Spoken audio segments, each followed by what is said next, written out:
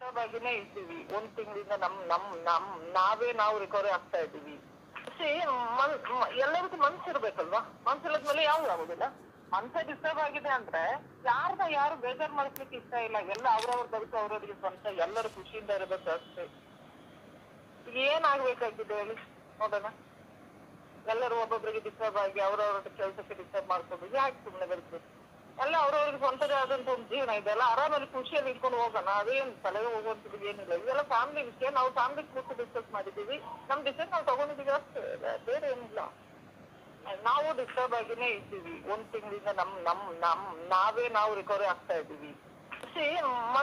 ಎಲ್ಲರಿಗೂ ಮನ್ಸಿರ್ಬೇಕಲ್ವಾ? ಮನ್ಸಿಲ್ಲದ್ಮೇಲೆ ಯಾವ್ದು ಆಗುದಿಲ್ಲ.